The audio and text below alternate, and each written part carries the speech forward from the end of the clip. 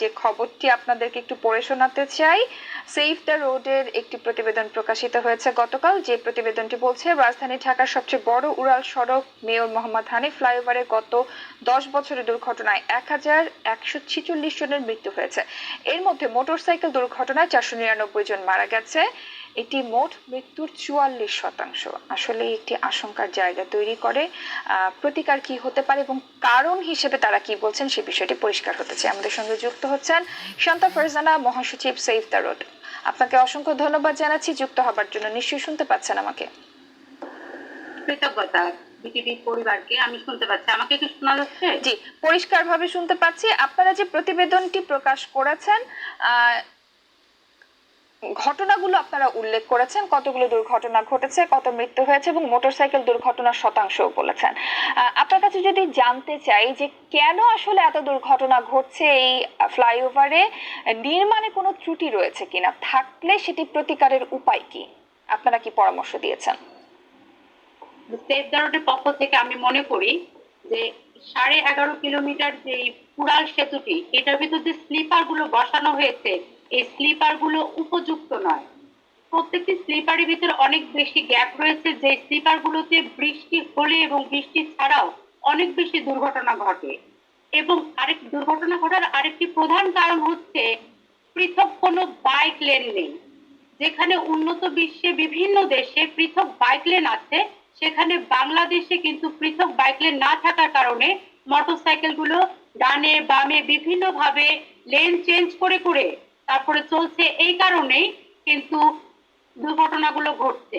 আমার কথা কি বোঝা যাচ্ছে? জি, আপনার কথা আমরা পরিষ্কার শুনতে পাচ্ছি। কৃতজ্ঞতা।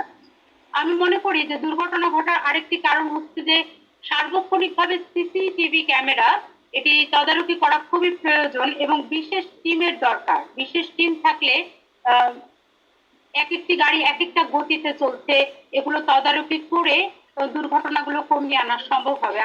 বিশেষ টিমটি কিভাবে কাজ করবে? শান্তা ফারজানা, আমি একটু জিজ্ঞেস করতে চাই যে বিশেষ টিম সেখানে কিভাবে কাজ করবে, রূপরেখাটি কি হবে, কিংবা বিশেষ টিমের সদস্যদের ভূমিকাটি কি থাকবে যানবাহনের গতি নিয়ন্ত্রণের জন্য? কেননা যানবাহনের গতি নিয়ন্ত্রণ টিমের মাধ্যমে কিভাবে নিয়ন্ত্রণ করা যায়, সেটি একটি জানবার বিষয়। হ্যাঁ, ঠিক আছে।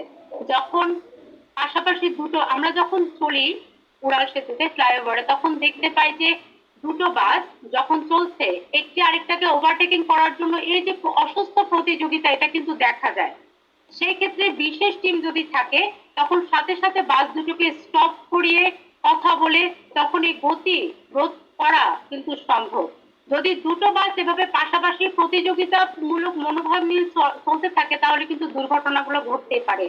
আর বাইক লেন না থাকার কারণে কিন্তু শান্তা ফারজানা, আমি খুবই দুঃখিত, আমি আবারও আপনাকে থামাচ্ছি, কেননা আমার একটি প্রশ্ন আসলে আপনার কথা শুনেই তৈরি হয়েছে। সেটি হচ্ছে যে সার্বক্ষণিক 24 ঘন্টা সেখানে তদারকি করে এই বাসের গতি নিয়ন্ত্রণ আসলেই কতটা বাস্তবসম্মত? স্থায়ী সমাধান কি হতে পারে এই ফ্লাইওভারে দুর্ঘটনা কমানোর জন্য? অবশ্যই সচেতনতা তৈরি করতে হবে এবং এই কারণে বিশেষ টিম যেভাবে কাজ করতে পারে, বিশেষ টিম প্রথমেই গাড়ি যদি রোধ করে, বিশেষ টিম যদি গাড়িগুলোকে রোধ করে এবং ড্রাইভারদেরকে আটকে তারপর থামিয়ে, সেখানে আপনি জরিমানা ব্যবস্থা চালু করতে পারে। জরিমানা ব্যবস্থা চালু করে 1 দিন 2 দিন 3 দিন জরিমানা ব্যবস্থা চালু করলে কিন্তু বাস ড্রাইভার গুলো সতর্ক হয়ে যেতে পারে। আর এভাবে তো করা উচিত।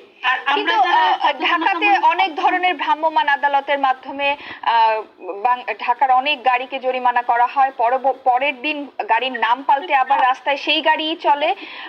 স্থায়ী সমাধানের জন্য আসলে সেভ দ্য রোড কি পরামর্শ দিচ্ছে? যথাযথ কর্তৃপক্ষ এই ধরনের ব্যবস্থা নিলে দুর্ঘটনা কমানো সম্ভব, আপনি পরামর্শ দিবেন।